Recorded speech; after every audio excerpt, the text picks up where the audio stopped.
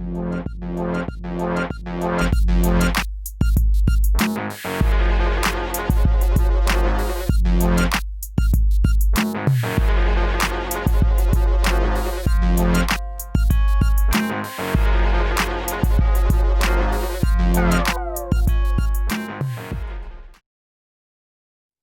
welcome to the program. You are tuned into Community Chat. My name is Kevin Tachi. I will be your host for the next 30 minutes. We use this particular program as a vehicle to talk about what's going on in and around the community. And some of the folks that join me, we discuss some of the things that are relative, things that are happening, and the important conversations that need to be had. And it could be something as easy as a new organization. It could be an upcoming election. It could be an issue in the community. But the idea is to be able to have a conversation about it. Joining me today is Nicole Schick. She is with Abington's Black Lives Matter, the planning committee. Welcome to the program, Nicole. Thank you so much. Thank you for having me. So for folks who don't know who you are, tell us a little bit about yourself. Yeah, so I am first and foremost a social worker. So I'm somebody who's always really dabbled in, civil rights activism type of work. I am originally from Florida. I grew up in a small little town, but came here to Massachusetts about 6 years ago. And recently moved to Abington back in November. My fiance and I purchased a home and, just here to stay. Okay. How did you get involved with the Abington Black Lives Matter planning committee? How did you get involved with them? Yeah, so I guess a lot of folks have heard so far, with everything going on after the murder of George Floyd, my family and I we're struggling with like anger and pain and all of that. And we actually looked online for different sort of avenues for, anything in Abington, such as like rallies and whatnot. And I have a good friend and coworker who lives in Abington as well, and was saying she's a Black woman, was saying that she really felt like she was like struggling, not having that connection to Abington as well. And so when I couldn't find anything, I just, decided to create something. The event turned out bigger than what I expected. And so I created the Abington Black Lives Matter Planning Committee to get some other residents involved, especially folks who, know the ins and outs of Abington, much unlike myself being newer here. Now, there was originally an event planned for, I think it was the intersection of 58 and 123, but then that was postponed. Why is that? Yeah, so first of all, I want to say, thank you to the owner of Dairy Queen for speaking with me and having patience around this. We were expecting, so there are 3 adults who live in my home. We honestly were thinking like, maybe 5 people would join us at the intersection. We could each have our own corner, so social distancing. Everybody here knows that that's a pretty busy intersection. So we just thought it would be a good way to get some visibility with like less than 10 people present. So that was on a Friday night, pretty late Friday night. And by Saturday morning when I woke up, there were well over 100 people interested in the event. And so, everybody recognized, especially me being new here, was like, it's not gonna work. Like, we can't have that many people out where there are these businesses and it's so busy. We're on the street with that many people. It's too much of a risk. So I had connected with Chief Majensky and Representative Sullivan, who had really started helping me power through that weekend and figuring out like, what are we gonna do and how can we make this event something that will keep everyone safe, but also like bring light to Black Lives Matter and help build, the community and safety and supports for people of color in our community, but also, communities around Abington. How do you feel as far as the welcome? Again, you're somebody who you're new here, transplant from Florida. How welcoming were people whether it was the police chief, whether it was the town manager, whoever you came in contact to talk about this, how were people gravitating towards the conversation and willing to help out? Yeah, so I think anyone that I reached out to, for the most part, anyone I reached out to that responded was like very excited to be able to kind of like give me information, talk to me about like planning and give suggestions and resources for my own learning and things like that, and for safety. I think um, where some of the backlashes come in has been really on a lot of like other residents who have like seen things posted on social media and don't necessarily understand what Black Lives Matter is, or just, you know, like don't care to understand or don't necessarily agree with that. But I think overall, like I've had a lot of support from like the town and the town officials, and quite a few residents too. I don't want to minimize that at all. Yeah, it's interesting. Yeah, I did see some of the social media conversations that were going on. For folks who who may or may not understand, I mean, Black Lives Matter. What is it that folks get upset about when you say Black Lives Matter? What that you've come across? Yeah, I think there have been two themes I've seen so far. So one is that they feel like all lives matter. I think that's the biggest, most common one, especially like being from somebody who's from the South, not just in Abington, but I also hear that a lot from folks back home. And so I think there's a huge misconception with all lives matter, and really, you know, it minimizes the Black Lives Matter movement. And so I think what's important to understand is by saying Black Lives Matter, we're not saying only Black Lives Matter. We're not saying that, you know, blue lives don't matter. We're not saying any of that. We are saying that Black lives matter too, and Black lives haven't been treated as if they matter. And so, you know, we need this Black Lives Matter movement so we can, you know, better understand what people who are Black have been going through, what their experiences are historically and current. But also so we can like get folks like up and moving and take some action. Because I think for a lot of people, I guess, which leads me to kind of my second theme, which would be a lot of people have felt, a lot of white people have felt that, you know, Black Lives Matter is trying to accuse them of being racist, or you know, there's a lot of like insecurity, feeling like it's like a personal attack on them as a white person, which really isn't the case at all. I think when I've been able to have conversations with people who have these concerns around, you know, well, what about all lives matter? Or what about like, I'm not a racist? I think we've been able to kind of come to terms to the fact that nobody's suggesting that everyone is racist. Nobody is anti-cop. Nobody, like, that's not what this is about. It's literally bringing to light that racism still exists in our country, to the point that Black people are being, you know, murdered on a regular basis due to, you know, things like police brutality and just like hate in the community.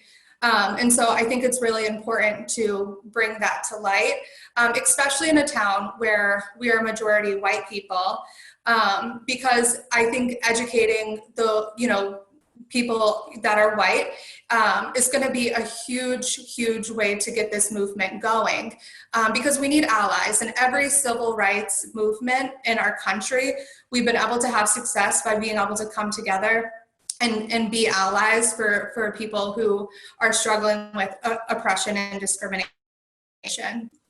Is this a generational argument? Is this where, because it seems some folks, it seems from my readings and when I look, a lot of times, a lot of younger folks of the younger demographic are the ones who are at the front spearheading Black Lives Matter, and there's no color palette to it. It's black, white, brown, yellow, red.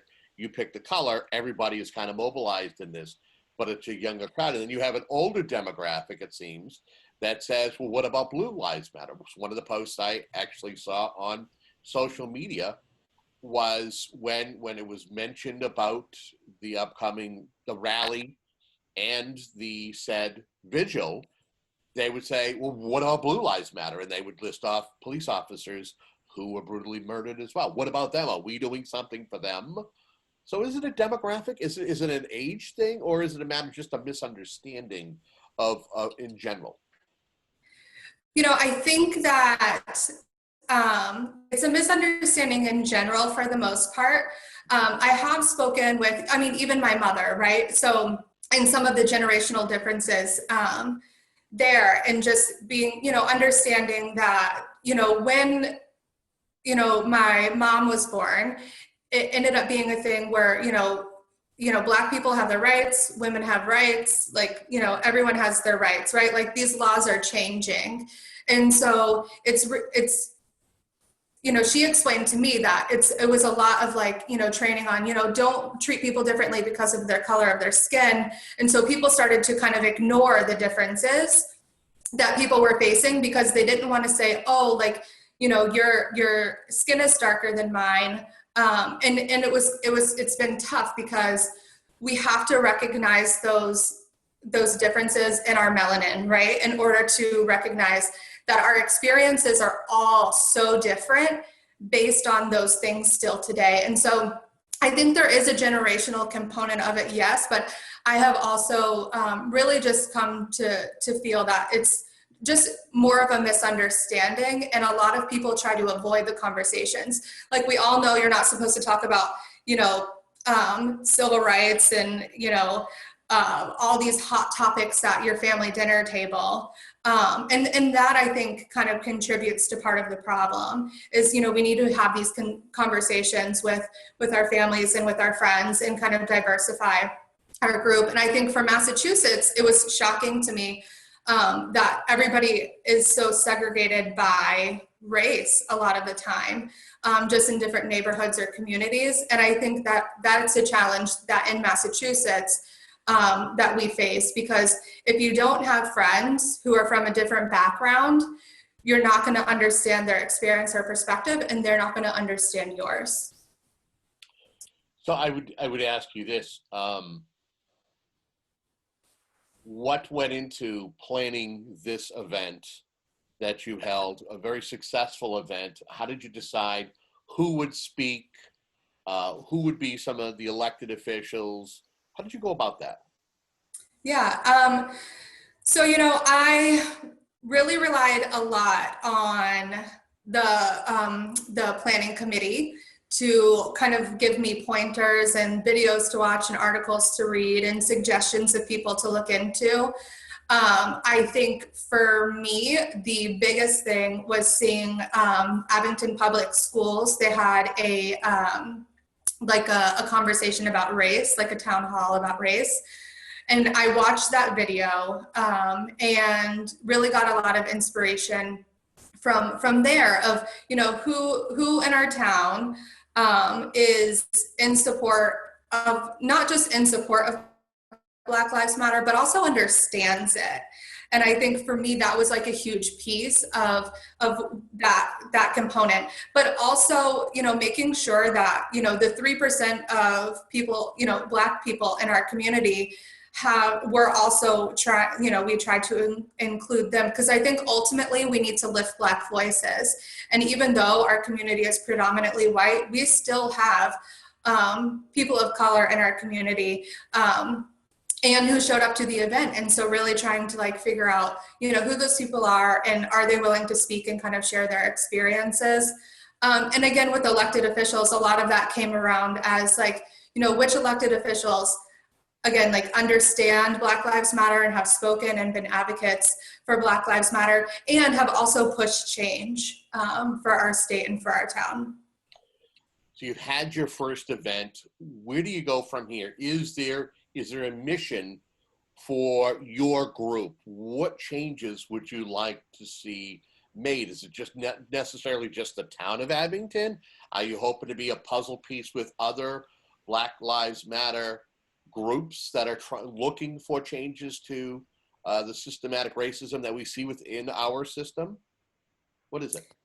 Yeah, so I think the goal for the planning committee, obviously we, having short-term goals and long-term goals. I think short-term is really just trying to help the town of Abington understand and learn and be involved and be active in Black Lives Matter and the need for Black Lives Matter. as it was mentioned at the rally, civil rights, there's a very rich history of civil rights here in Abington. And I think that, folks who have been here for generations and generations of families likely have connections to those people who made big differences. And I think getting people connected back to those roots is going to be important. I think further though, the goal would be trying to, figure out how to get connected more into the South Shore and then to Abington and, into Massachusetts in general. I think some of the more immediate things we'd like to see and be a part of would be, updating school curriculums and trying to make sure that people of color have books written by people of color that are taught in their classrooms. Like, all of those things are important. I also think being able to, highlight youth voice and again, lift voices in our town is going to be important. And I also think, being able to have people who are racist, because they exist everywhere and in every town. I think making our town to be a town that makes them uncomfortable for being racist is what I hope for the town. And big picture, obviously we have a lot of work to do. I think for me, it doesn't stop at a rally. There's a lot of work to do, and we need to get the movement moving again. This is our time. So, just making sure that we provide opportunities for our community to come together and to learn and to, be allies and create safe spaces for people of color in our community is going to be important for us. We know this since the death of George Floyd, that we've seen many rallies, we've seen vigils, we've seen protests, some of them peaceful, some of them not so peaceful.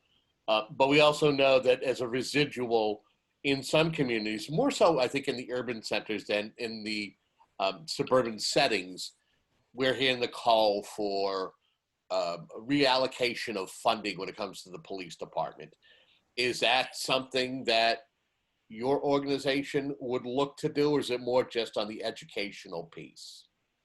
So I think the defund the police part of the Black Lives Matter movement, I think I would say in some areas it's relevant. I think for the town of Abington, again, being newer here, I don't know the numbers, but it's my understanding that we actually don't have a fully funded, fully staffed police department. So in some towns, where that's the situation, it wouldn't be helpful or relevant.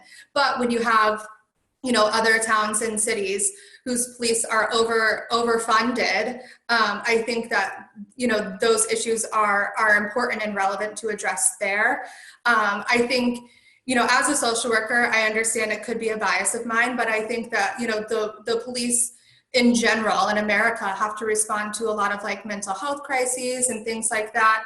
And I think I would love to be able to see, our town or other towns in Massachusetts really look into what Cambridge is doing and having social workers and the police, team up and be able to kind of work together as a unit.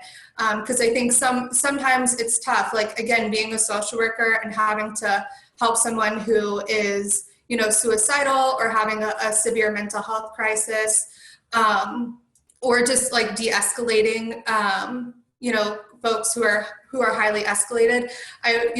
Social workers have to go through a lot of training, get a master's degree and do internships and all of that in order to know how to do that safely. And so I think being able to kind of team up, I'd really like to see what Cambridge is doing around that, and that could be great. But again, I don't think that comes with defunding the police for Abington, looking at, the Abington Police Department and what their needs are right now and where the funding's at. As we noted earlier on in the conversation, you had a successful event, and I think that you've kind of jumped right back in. I think you've met with members. What is the consensus as to what the next things will happen? Will there be future events? What are you looking at right now? What is the committee discussing at this particular time? Yeah, that's a good question. So we've really just hit the ground running. So the momentum hasn't stopped. We're talking about obviously we couldn't do the vigil component of our last rally because of the rain and lightning. We're talking about having potentially a vigil and memorial of Elijah, who was murdered last year, and potentially a musical component in that. We've also started talking about, figuring out ways that we can be active in our community and just be able to kind of have a presence in our community to be helping clean our community and build our community and just be connected there. And we're also hoping to be able to collaborate with Abington Public Schools. I know that they have a committee that they're working on right now related to these topics. And so we're hoping to really team up with them and be able to collaborate on some things so we can get some educational pieces in there too. Let me ask you this. You mentioned committee. Neighboring community, Brockton. One of the things that's going on is the mayor signed a pledge in regards to to keep a better eye on what's happening when it comes to policing issues. Have a committee formed where there can be oversight if there are any issues where maybe an individual is mistreated during a particular incident. Do you feel that Abington Police would be receptive to having a similar committee to review any issues between the police and the community? Yeah, I think it's not a topic that has been discussed with them. So obviously I'm just going based on my experience thus far, but I think I've had overwhelming support from the Abington Police Department. And so I've felt very consistently that they've been open to having these conversations and discussions and figuring out what the town needs and how they can better support the town, especially, related to kind of this topic. So I think it's a great idea. I think it's something that, when we start getting organized with our movements going forward, it could definitely be a conversation that we're having with Abington Police Department. If somebody wanted to be a member of the planning committee, is there a process, or is there a separation where if you want to be a part of Abington Black Lives Matter, that's one thing, but if you want to be part of the planning committee, there's another? Yeah, so I'm glad you mentioned. So we actually recently just created the Abington Black Lives Matter Facebook page. So where we'll be able to keep folks updated on any events or resources and things like that moving forward. That was just created this week. For the Black Lives Matter Planning Committee for Abington, there are membership questions that folks have to answer. So are you an Abington resident? What is your stance on Black Lives Matter? And what do you hope to give and get from being a part of this committee? Now that we have both pages, we're really looking for folks in the planning committee to be involved and active and engaged in those discussions. And then anybody who isn't necessarily available for time or space or whatever the case may be, but is interested in attending events, be a part of the other page. But for the most part, anybody who supports Black Lives Matter and is looking to be active could be considered and welcomed into the planning committee page. And it probably goes without saying, if the people are 20 minutes into this conversation, it has been mentioned. I know that when it was being planned, the rally and the vigil, that folks that were like, there's going to be an element of angst and there's going to be destruction. And is it worth noting that the mission of Abington Black Lives Matter is a peaceful one? Yeah, exactly. I think it is important to note. And I also think it's important to note that a lot of these rallies and vigils and things that have happened around our country have mostly been peaceful. I think we do see a lot of destruction in some of these events that come from people who just kind of come in and, they're not for Black Lives Matter, or people who are, angry and end up being destructive with their anger. But I think for the most part, Black Lives Matter, whether it's covered on the news or not, has been peaceful. And that's really the hope. And the goal is, we really want to build community and to build allies. But just because we want to do that, it doesn't mean that we're going to back down when people want to shut us down or try to quiet us. And I think that's where some of the pushback comes in a lot of the time, outside, of course, of the, some of the rallies that haven't been so peaceful. Nicole, I want to thank you very much for joining us and having this conversation. If folks want to find out more, they want to get involved, do you have information, whether it's an email address? How can they reach out to the group? Yeah, so you can find the group by going onto Facebook and just searching for Abington Black Lives Matter to join the event page or the group page. You can also just go on Facebook and search Abington Black Lives Matter Planning Committee if you want to be interested in that and answer the membership questions. And you can also reach out to us at abingtonblacklivesmatter@gmail.com if you have, any questions or if you want to get any information or get connected that way. Well, I want to thank you very much for joining me today for this conversation. I think conversations like this are important in order to better inform us all as residents, as participants here in the town of Abington. So I thank you very much. Yes, thank you so much for having me. I appreciate it. And we want to thank you, the viewers, for tuning into a program like this. Again, the idea of this program is to give you better insight into what's going on with certain issues. Again, whether it's an issue, whether it's an election, whether it's something that's new to town that you want more information about. That's what this program is all about. Until next time, thank you for joining us here on Community Chat.